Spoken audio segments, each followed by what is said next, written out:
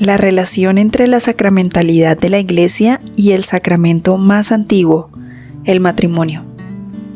Las bases de la sacramentalidad del matrimonio. Catequesis de San Juan Pablo II recibida el 8 de septiembre de 1982. Teología del cuerpo.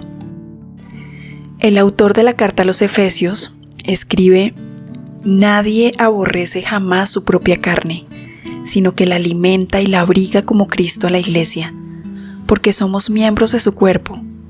Efesios 5, del 29 al 30. Después de este versículo, el autor juzga oportuno citar el que en toda la Biblia puede ser considerado el texto fundamental sobre el matrimonio. Texto contenido en el Génesis, capítulo 2, 24. «Por esto dejará el hombre a su padre y a su madre, y se unirá a su mujer, y serán dos en una carne». Efesios 5:31, Génesis 2:24. Se puede deducir del contexto inmediato de la carta a los Efesios que la cita del libro del Génesis es aquí necesaria no tanto para recordar la unidad de los esposos, definida desde el principio en la obra de la creación, cuanto para presentar el misterio de Cristo con la Iglesia, de donde el autor deduce la verdad sobre la unidad de los cónyuges. Este es el punto más importante de todo el texto. En cierto sentido, su clave angular. El autor de la carta a los Efesios encierra en estas palabras todo lo que ha dicho anteriormente, al trazar la analogía y presentar la semejanza entre la unidad de los esposos y la unidad de Cristo con la Iglesia. Al citar las palabras del libro del Génesis, el autor pone de relieve que las bases de esta analogía se buscan en la línea que, dentro del plan salvífico de Dios, une el matrimonio como la más antigua revelación y manifestación de ese plan en el mundo creado, con la revelación y manifestación definitiva. Esto es, la revelación de que Cristo amó a la Iglesia y se entregó por ella. Efesios 5:25. Dando a su amor redentor un carácter y sentido esponsal. Esta analogía, que impregna el texto de la carta a los Efesios en su capítulo 5, versículos 22 al 33, tiene su última base en el plan salvífico de Dios. Esto quedará más claro y evidente cuando citemos el fragmento del texto que hemos analizado en el contexto de la carta a los Efesios. Entonces se comprenderá más fácilmente la razón por la que el autor, después de haber citado las palabras del libro del Génesis, escribe en el versículo 32: «Gran misterio es este, lo digo refiriéndome a Cristo y a la Iglesia». En el contexto global de la carta a los Efesios y, además, en el contexto más amplio de las palabras de la Sagrada Escritura, en aquellas que revelan el plan salvífico de Dios desde el principio, es necesario admitir que el término mysterion significa aquí el misterio, antes oculto en la mente divina y después revelado en la historia del hombre. Efectivamente, se trata de un misterio grande, dada su importancia. Ese misterio, como plan salvífico de Dios con relación a la humanidad, es en cierto sentido el tema central de toda revelación. Su realidad central es lo que Dios como Creador y Padre desea transmitir sobre todo a los hombres en su palabra. Se trata de transmitir no solo la buena noticia sobre la salvación, sino de comenzar al mismo tiempo la obra de la salvación, como fruto de la gracia que santifica al hombre para la vida eterna en la unión con Dios. Precisamente, en el camino de esta revelación, de esta realización, San Pablo pone de relieve la continuidad entre la más antigua alianza que Dios estableció al constituir el matrimonio, ya en la obra de la creación, y la alianza definitiva en la que Cristo, después de haber amado a la Iglesia y haberse entregado por ella, se une a la misma de modo nupcial, esto es, como corresponde a la imagen de los esposos. Esta continuidad de la iniciativa salvífica de Dios constituye la base esencial de la gran analogía contenida en la carta a los Efesios. La continuidad de la iniciativa salvífica de Dios significa la continuidad e incluso la identidad del misterio, del gran misterio, en las diversas fases de su revelación.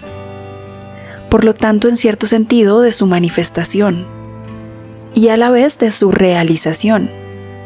En la fase más antigua desde el punto de vista de la historia del hombre y de la salvación, y en la fase de la plenitud de los tiempos.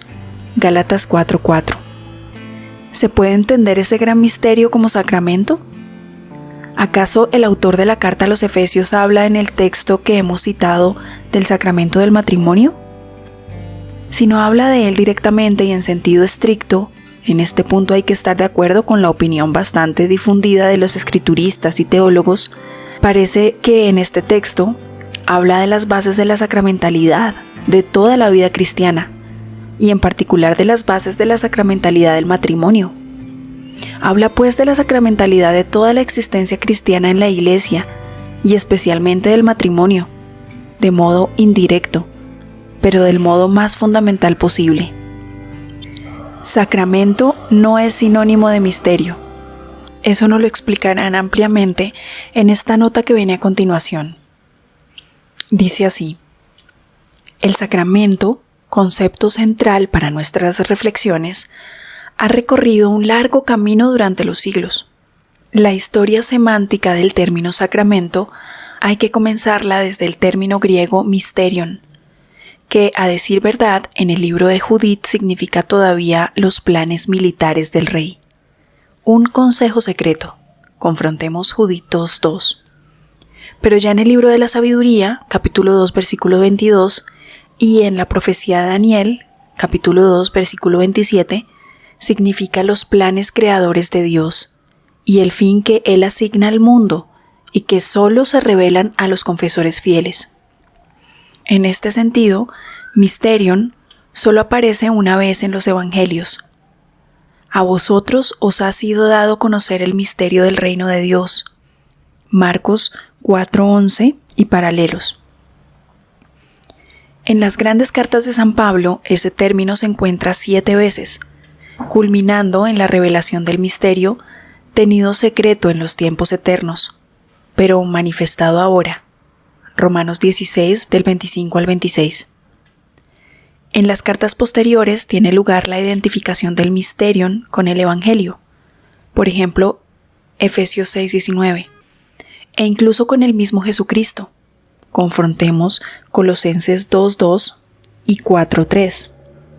Efesios 3:4. Lo que constituye un cambio en la inteligencia del término. Mysterion no es ya solo el plan eterno de Dios, sino la realización en la tierra de ese plan, revelado en Jesucristo. Por esto, en el periodo patrístico, comienzan a llamarse mysterion incluso los acontecimientos históricos en los que se manifiesta la voluntad divina de salvar al hombre. Ya en el siglo II, en los escritos de San Ignacio de Antioquía, de San Justino y Melitón, los misterios de la vida de Jesús, las profecías y las figuras simbólicas del Antiguo Testamento se definen con el término mysterion. En el siglo III comienzan a aparecer las versiones más antiguas en latín de la Sagrada Escritura, donde el término griego se traduce o por el término mysterion o por el término sacramentum, por ejemplo, Sabidurías 2:22 y Efesios 5:32. Quizá por apartarse explícitamente de los ritos mistéricos paganos y de la neoplatónica mistagogía gnóstica. Sin embargo, originariamente el sacramentum significa el juramento militar que prestaban los legionarios romanos, puesto que en él se podía distinguir el aspecto de iniciación a una nueva forma de vida, el compromiso sin reserva, el servicio fiel hasta el peligro de la muerte. Tertuliano pone de relieve estas dimensiones en el sacramento cristiano del bautismo, de la confirmación y de la Eucaristía. En el siglo III se aplica pues el término sacramentum tanto al misterio del plan salvífico de Dios en Cristo, confrontemos Efesios 5:32, como a su concreta realización por medio de las 7 fuentes de la gracia, hoy llamadas sacramento de la Iglesia. San Agustín, sirviéndose de varios significados de este término, llamó sacramentos a los ritos religiosos tanto de la antigua como de la nueva alianza, a los símbolos y figuras bíblicas, así como también a la religión cristiana revelada. Todos estos sacramentos, según San Agustín, pertenecen al gran sacramento, al misterio de Cristo y de la Iglesia. San Agustín influyó sobre la puntualización ulterior del término sacramento, subrayando que los sacramentos son signos sagrados, que tienen en sí semejanza con lo que significan y que confieren lo que significan. Contribuyó, pues, con sus análisis a elaborar una concisa definición escolástica del sacramento. Signum efficax gratiae. San Isidro de Sevilla, siglo VII, subrayó después otro aspecto, la naturaleza misteriosa del sacramento que bajo los velos de las especies materiales oculta la noción del Espíritu Santo en el alma del hombre. Las sumas teológicas del siglo XII y XIII formularon ya las definiciones sistemáticas de los sacramentos, pero tiene un significado particular, la definición de Santo Tomás de Aquino. No todo signo de una cosa sagrada es un sacramento, sino solo aquellos que significan la perfección de la santidad humana. Se encuentra en la tercera parte de la Suma Teológica en la cuestión 60. Desde entonces se entendió como sacramento exclusivamente cada una de las 7 fuentes de la gracia, y los estudios de los teólogos apuntaron sobre la profundización de la esencia y de la acción de los 7 sacramentos, elaborando de manera sistemática las líneas principales contenidas en la tradición escolástica. Solo en el último siglo se ha prestado atención a los aspectos del sacramento, desatendidos en el curso de los siglos, por ejemplo, a su dimensión eclesial y al encuentro personal con Cristo, que han encontrado expresión en la Constitución sobre la liturgia, número 59. Sin embargo, el Vaticano II torna, sobre todo, al significado originario del Sacramentum Mysterium, denominando a la Iglesia sacramento de la íntima unión con Dios y de la unidad de todo género humano. Lumen Gentium, numeral 1. Aquí entendemos el sacramento, de acuerdo con su significado originario, como realización del eterno plan divino referente a la salvación de la humanidad. Y con esta explicación retornemos a la catequesis. Nos decía que sacramento no es sinónimo de misterio.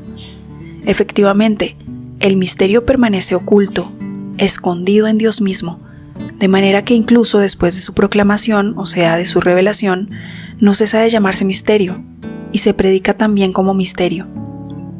El sacramento presupone la revelación del misterio y presupone también su aceptación mediante la fe por parte del hombre. Sin embargo, es a la vez algo más que la proclamación del misterio y la aceptación de él mediante la fe. El sacramento consiste en manifestar ese misterio, en un signo que sirve no solo para proclamar el misterio, sino también para realizarlo en el hombre. El sacramento es signo visible y eficaz de la gracia. Mediante él se realiza en el hombre el misterio escondido desde la eternidad en Dios, del que habla la carta a los Efesios, capítulo 1, versículo 9. Misterio de la llamada a la santidad por parte de Dios, del hombre en Cristo, y misterio de su predestinación a convertirse en hijo adoptivo. Se realiza de modo misterioso bajo el velo de un signo. No obstante, el signo es siempre un hacer sensible, ese misterio sobrenatural que actúa en el hombre bajo su velo. Al considerar el pasaje de la carta a los Efesios aquí analizado, y en particular las palabras, gran misterio es este, lo digo refiriéndome a Cristo y a la Iglesia, debe constatarse que el autor de la carta no solo escribe sobre el gran misterio escondido en Dios, sino también y ante todo sobre el misterio que se realiza por el hecho de que Cristo, que ha amado a la Iglesia con un acto de amor redentor y se ha entregado a sí mismo por ella, con ese mismo acto se ha unido con la Iglesia de modo esponsal, como se unen recíprocamente marido y mujer en el matrimonio instituido por el Creador. parece que las palabras de la carta a los Efesios son motivo suficiente para que podamos leer al inicio mismo de la Constitución Lumen Gentium que la Iglesia es en Cristo como un sacramento, o signo e instrumento de la unión íntima con Dios y de la unidad de todo el género humano. Lumen Gentium numeral 1. Este texto del Vaticano II no dice la Iglesia es un sacramento, sino es como un sacramento, indicando con esto que hay que hablar de la sacramentalidad de la Iglesia de un modo analógico y no idéntico a lo que entendemos cuando nos referimos a los 7 sacramentos administrados por la Iglesia e instituidos por Cristo. Si hay base suficiente para hablar de la Iglesia como de un sacramento, esta base ha sido indicada en su mayor parte precisamente en la carta a los Efesios. Se puede decir que esa sacramentalidad de la Iglesia está constituida por todos los sacramentos, por medio de los cuales ella cumple su misión santificadora. Se puede decir además que la sacramentalidad de la Iglesia es fuente de los sacramentos y en particular del bautismo y de la Eucaristía, como se desprende del fragmento ya analizado de la carta a los Efesios, capítulo 5, del 25 al 30. Finalmente, debe decirse que la sacramentalidad de la Iglesia permanece en una relación particular con el matrimonio, el sacramento más antiguo. Hasta aquí la catequesis número 93 de la teología del cuerpo. La relación entre la sacramentalidad de la Iglesia y el sacramento más antiguo, el matrimonio. Las bases de la sacramentalidad del matrimonio. Recibida por San Juan Pablo II el 8 de septiembre de 1982.